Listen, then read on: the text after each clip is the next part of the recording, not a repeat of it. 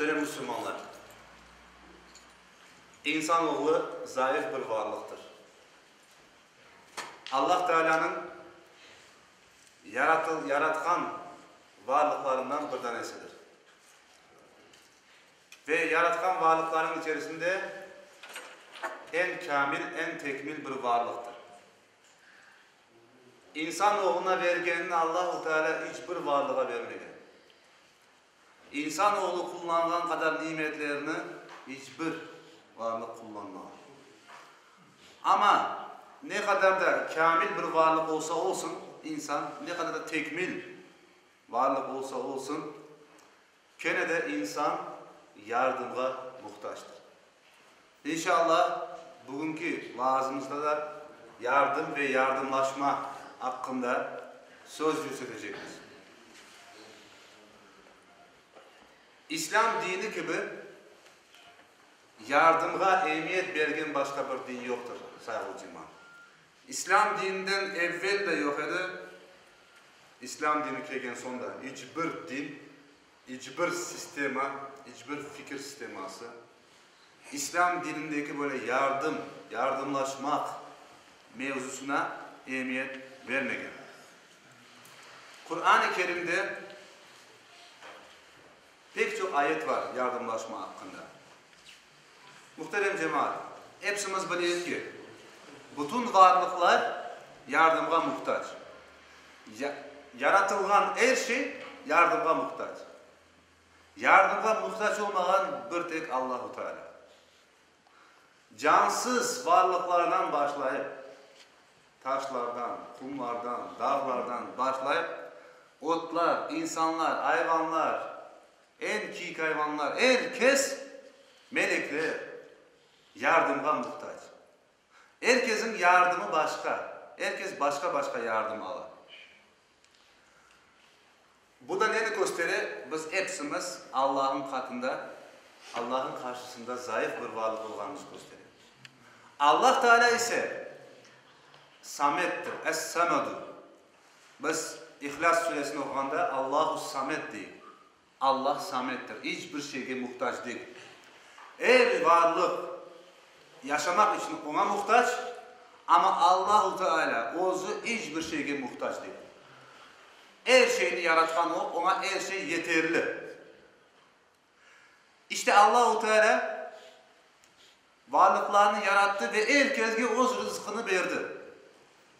Otların rızkı var, insanın rızkı var, hayvanların rızkı var, herkesin rızkı var. Rızık degende tek aşağıdan şey değil. Rızık degende bu dünyada kullanılan her şey rızıktır. Urban da rızıktır, araban da rızıktır, evin de rızıktır.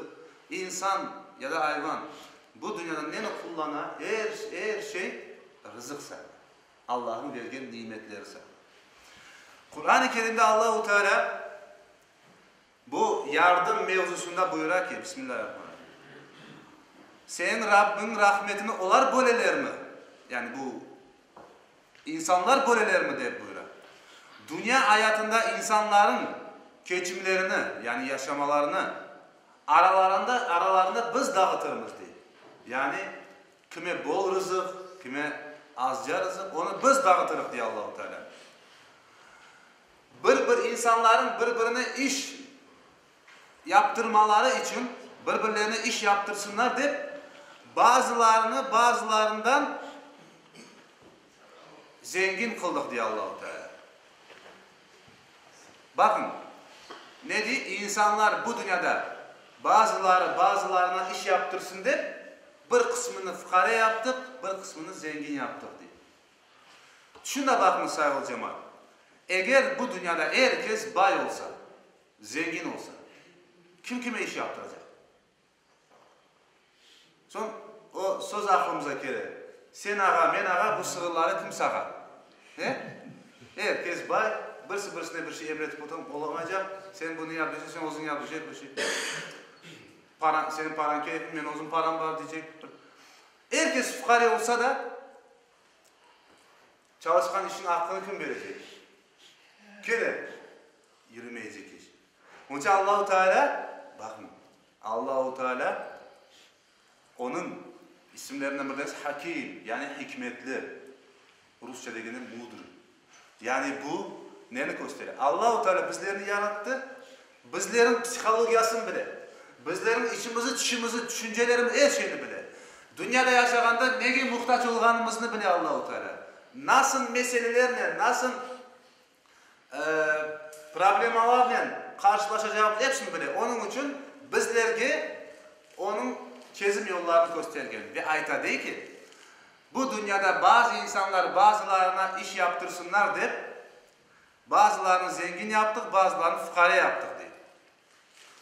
Allah'ın rahmeti insanların toplanan o oba zenginliklerinden daha hayırlıdır diye Allah-u Teala. Allah'ın rahmeti insanların oba toplanan zenginliklerinin, altınlarının, paralarının daha hayırlıdır diye buyuruyor Zuhruf suresinde Allah-u Teala. Gerçekten de saygılı cemaat, bu dünyada insan toplum içerisinde yaşayan bir varlıktır. İnsan ayrı bir yerde yaşayan bir varlık değil. Cemaatin içinde, toplumun içinde yaşayanı neni göstere? İnsan yardımga muhtaç. Eğer insan yardımga muhtaç olmasaydı, o ayrı yaşardı. Toplumla beraber yaşamazdı. Ne evlenirdi, ne bala çağı olurdu, bir şey olmazdı. Bu sebepten Allah-u Teala insanı ve bütün varlıklarını yardımga muhtaç olarak yaratkan. Bilemiz ki dünyada Allah-u Teala herkesi farklı yarattı. Güçsüz insanlar var, güçlü insanlar var, fukara insan var, zengin var, erkek, kadın, farklı neler var. Bundan da başka farklı başka kabiliyetler var. Burası pek yaxşı bir plotnik, ağaç ustası. Burası pek yaxşı bir kaynakçı, sıvaşı. Ve bunun gibi herkese Allah-u Teala farklı kabiliyetlerini yaratkan. Yani imkanı yok, çaresi yok. Bir insanın bütün kabiliyetlerini, evet çok şeyini bilgen insanlar var ama bütün şeylerini bir insanın yapmasına imkan yok. Ve böylelikle biz anlayalım ki insan daima birbirine muhtaçlar. Ve böyle de hayat devam ediyor. Hareket var, hayat var. Zengin, bay insan. Hiçbir vakit ayıp olamaz. Ben kimseye muhtaç değilim. Bir bay adam, zengin adam. Ben kimseye muhtaç değilim demez. Çünkü onun baylığını o nasıl kazandı, o fukareler çalıştı ona da öyle kazandı. O zenginlikini, baylığını birilerini çalıştırıp kazandı. Onun için ben kimseye muhtaç değilim deyip aytamaz. İşini yaptırmak için bir fukarege parasını verip, hakkını verip çalıştıracak. Ya da aytıp olamaz. Ben kim istesem onu çalıştırırım. Kim istesem onu çalıştırırım deyip aytıp da olamaz. Çünkü onun isteğine bağlı değil o. Allah'ın isteğine bağlı. Allah hayat, sağlık, selametlik vermese istediğini çalıştırıp olamaz insan. Bu sebepten insanoğlu bu dünyada saygılı cemaat, istesek de istemesek de birisinin gücüne, birisinin parasına, birisinin fikrine muhtaçtır. Bakın yardımlar tek parayla, malla yapılmıyor. Bazı vakti fikrine de muhtaç, fikrine de yardım etmek mümkün. Düşünceden de yardım etmek mümkün. İnsanlara bir fikir vermek. Yani bu dünyada kadın erkekке, erkek kadınga, yaş karta, kart yaşa. Bu ok atkan, yay ve ok, yani strela ve luk dileri, yay ve ok. Onlar bile birbirine muhtaç. Birisi olsa birisi olmasa olmaz. Her şey birbirine muhtaç. Güneş olmasa hiçbir şey olmaz. İnsan hayat olmaz. Yani su olmasa. Yani her şey bizim ne kadar muhtaç, Allah'a muhtaç olmamızı gösterir. İşte böylelikle biz anlayırız ki ne kadar aciz, güçsüz bir varlık olmamızı. Kur'an-ı Kerim'de Allah-u Teala pek çok ayette birbirine insanlar yardım etmesini teşvikat eder. Böyle yapsınlar diye. Peygamberimizin de pek çok hadisleri var bu mevzuda. Allahu Teala bir ayette böyle buyuruyor. Bismillahirrahmanirrahim. Ve taavanu alel birri ve takva ve la taavanu alel ismi vel udvan. Birbirinize yardımcı olunuz. Hangi mevzuda? Yaxşılık yapmak mevzusunda ve takva, yani Allah'tan sakınma mevzusunda birbirinize yardımcı olunuz. Yani birisi yanlışlık yapıyor olsa, çirkin iş yapıyorsa ona yardımcı ol, iyilik yapmaya yardımcı ol ona. Takva, yani imanın kuvvetlenmesine yardımcı ol. Allah'a karşı gelmekten sakınmak mevzusunda ona yardımcı ol. Ama ne de yardımcı olmayacağım. وَلَا تَعَوَنُوا عَلَى الْاِسْمِ وَالْعُدْوَانِ. Günah işlemekte yardımcı olma diyor Allah-u Teala. Ve düşmanlık yapmak mevzusunda da yardımcı olma. Ben düşmanım, gel sen de düşman ol. Bu mevzuda yardımcı olmayacağız. Günah işlemek mevzusunda o günah işleyip başkasına da yardımcı oluyor. Gel sen de bu günah işle. Onun için Allah-u Teala iyilik yapmaya daima teşvikat ediyor. Ya iyiliği ne için yapar insan? Çünkü insan muhtaç. En dünyanın güzel insanı, en yaxşı insanı bile daima muhtaç. Peygamberler muhtaç. Allah'ın sevgili kulları muhtaç. Olgan son bizim gibi adi kullar elbette ki daha çok muhtaç. Peygamberler o'zining kavimlerinden kurtulmak için pek çok dua etkenler. Fantasir ya Erhamer Rahim, ey Allah'ım yardım et bana deyip kavimlerinin yapkan zulüm ve eziyetlerinden Allah-u Teala'ya sığınganlar. Saygılı cemaat, insan elinden geldiği kadar baylığından, varlığından yardım etmeye gerek. Eğer mesela bildiğimiz gibi zengin insanların mecbur yardımları vardır. Zekat ve fıtır sadakalar gibi. Bundan da başka Kur'an-ı Kerim'de Allah-u Teala sadaka veriniz diye onun mecbur olmayan bir yardımlar onu her vakit insan yapabilir. Mecbur olmayan yardımları insan bütün ömür boyu yapabilir istediğin kadar. İşte mülkün olduğu kadar insan böyle yardım etmek gerek. Maddi taraftan, para taraftan. Eğer yardım etmeye güç yetmese iyilik yapıp, güzellik yapıp yardım gerek. Bu bile sadaka sayılır. Eğer bir insan iyilik yapsa, güzellik yapsa, bir insan parayla sadaka verdiği gibi sevap sayılır, sadaka sayılır.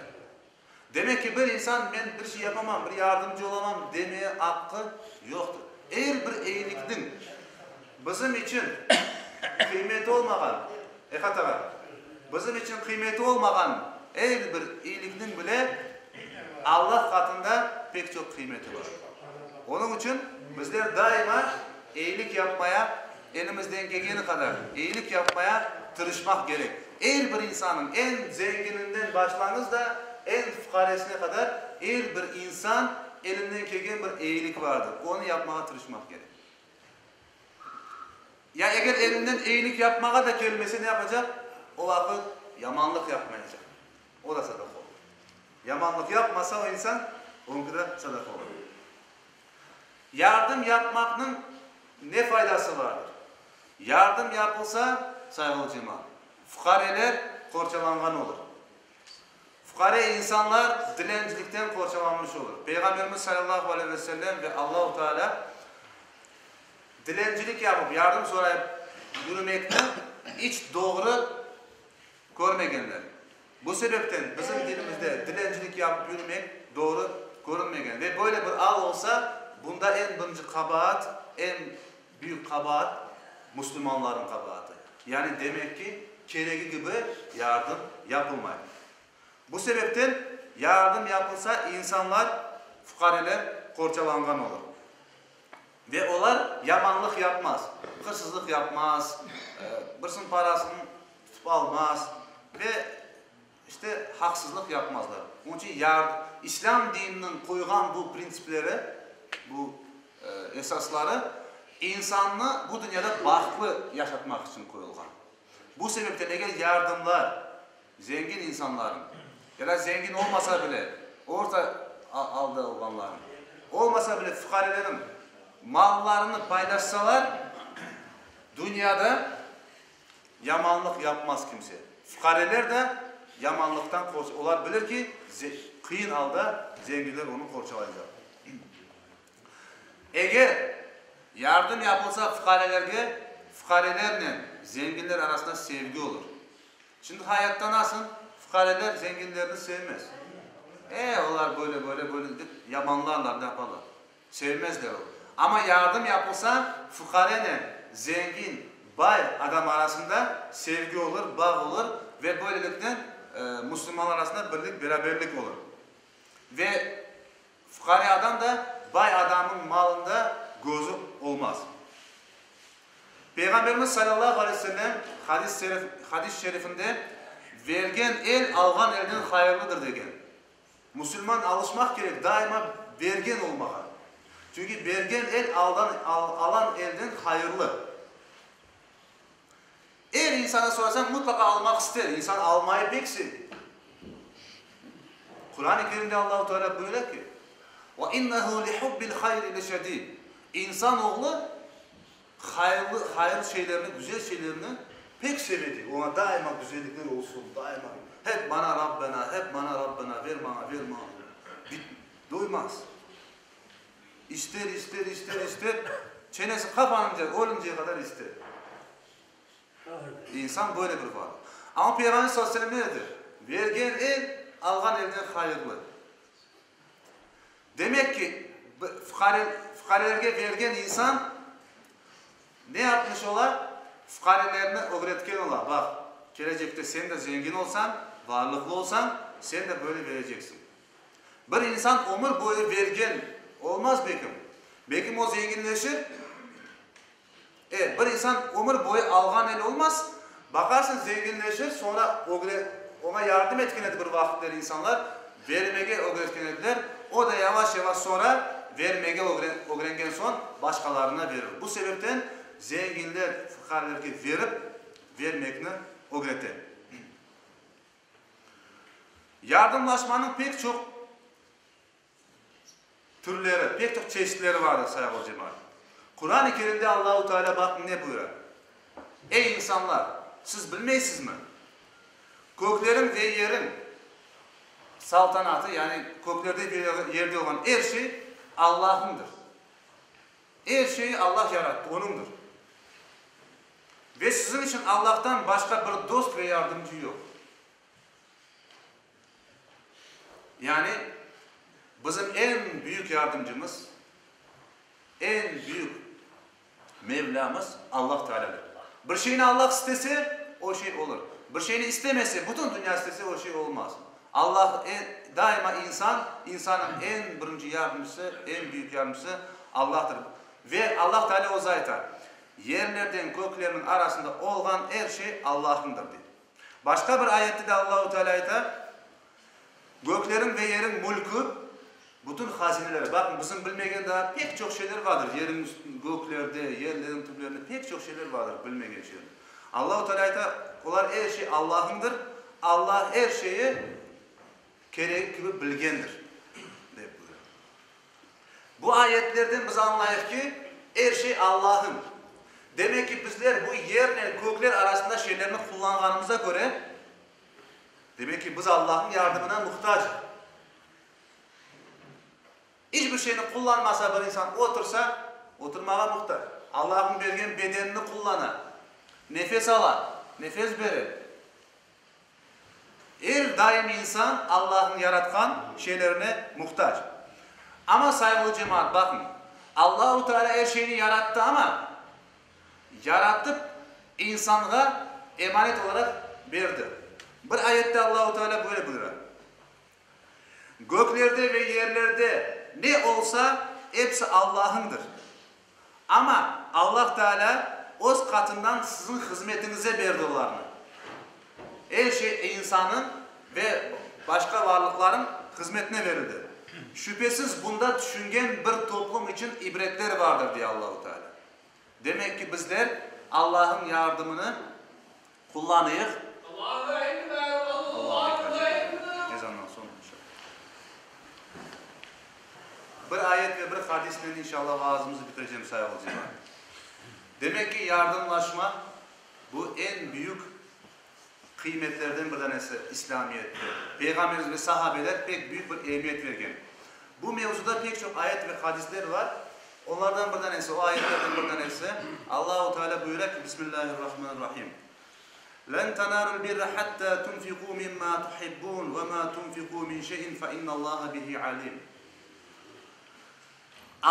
Sevgin şeylerimizden, size en sevimli olan şeylerden Allah yolunda masraf etmeyince, bakınız en sevdiğiniz şeyler nedir? İnsanın aklında en sevdiğin şeyler herkesinki başka da. İşte o en sevdiğiniz şeylerden Allah yolunda masraf etmeyince iyilikle erişemezsiniz diye buyuruyor Allah-u Teala. Allah yolunda ne masraf etken olsanız Allah onu bilir. Bu ayetle bağlı da Peygamberimiz ve sahabeler vaktinde yaşanan güzel bir misal var sayın hocam. Bunu anlatmak istiyorum. Bir Ebu Talha degen bir tane sahabe var idi. Bu Ensardan, yani Medine'de yaşayan Müslümanlardan. O zengin idi, varlıklıydı. Ve pek sevgen bir bahçesi vardı. Mescid-i Nebevi'nin karşısında. Bakın böyle bir kıymetli yerde. Medine'de burada Mescid-i Nebevi'nin karşısında güzel bir bahçesi vardı. Onu pek seviydi. Bu bahçenin adı da Bayraha'ydı. Bayraha. Peygamberimiz sallallahu aleyhi ve sellem bazı vakitlerde oraya varıp o yerden su içerdi. Demek ki o yerde güzel bir su menbaası vardı. O yerden Peygamberimiz sallallahu aleyhi ve sellem de su içerdi.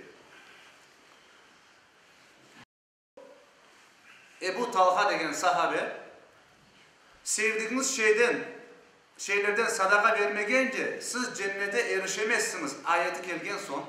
Bu da ona okşayan bir ayet. Sevgen şeylerden sadaka vermeyince cennete girip olamazsınız. Ayeti gelgen son. Peygamberimiz sallallahu aleyhi ve selleme geldi ve dedi ki Allah kitabında, yani Kur'an'da sevdiğiniz şeylerden sadaka vermeyince siz cennete erişemezsiniz buyurdu. Mallarımın bana en sevimlisi bu Beyraha bahçesidir. O Allah için bir sadakadır. Bu sadakanın hayrını ve Allah katında onun bitmeyecek ve tükenmeyecek bir sevabını ümit edeyim. Ya Resulallah, bu bahçemi istediğin yere masraf et, sadaka verdim diye buyurdu. Yani ayet geldi ve o sahabe Allah-u Teala'nın emrine kulak verip aman o ayetini hayata geçirdi. Demek ki bizler de Müslüman olarak elimizden gelen yardımı, herkesin elinden bir yardım gelir. Mal, mülk, fikir, düşünce, güçlen yardım, her türlü yardım gelebilir. Ben kimseye yardım et olamam deyip olamaz birisi. Peygamberimiz sallallahu aleyhi ve sellem yardım etiniz degen, insanlara yardım etiniz degende bir sahabe dedi, ya Resulallah, yardım et olamayan ne yapsın? Yardım et olamayan iyiliği emredip yamanlıktan uzaklaştırsın. Ya onu da yap olamayan ozu yamanlık yapmasın degen. Yani o da bir iyilik demek, güzellik, yardım demek. Eğer insanlar daima toplumda, cemiyette iyilik yapsalar, iyilik yapmak bu en büyük yardımdır. İyilik yapsalar yamanlık toktar. İnsanlar arasında sevgi, muhabbetlik, birlik, beraberlik olur. Eğer insanlar iyilik yapmasalar, yardım yapmasalar birbirlerine, yamanlık yayılır, insanlar arasında düşmanlık daha da artar. Bu sebepten saygılı cemaat, bizim çıkan şeyimiz bu Kur'an-ı Kerim'de karz-ı hasen degen. Yani biz Allah'a borçka veremiz onu. Borçka. Allah-u Teala bizlerge borcunu kaytaracak. Nasıl? İnşallah umut ettik ki cennetine. Bu böyle kaytaracak. Bundan daha yaxşı borçka vermek var mı? Bu sebepten bu dünyada bergen şeylerimizni daima gösterişsiz Allah rızası için ve daima vermeye alışmak gerek. Her vakit birisinden beklemeye gerek mi? Birisi kurban verse çalsan, birisi bunu yapsa, birisi cami kursa, namaz kılsa, birisi yok. Bunu verip öğrettiler. Endi Endi bundan bir yana bizge düşken vazife özümüz de bunu yapmak ve bizden sonraki nesillere öğretmek. Allah-u Teala daima cümlemizge yardım etken kullardan olmaya nasip eylesin. Allah-u Teala birlik beraberlikten bizleri ayırmasın. Amin. Amin. Velhamdülillahi Rabbil Alemin. El Fatiha.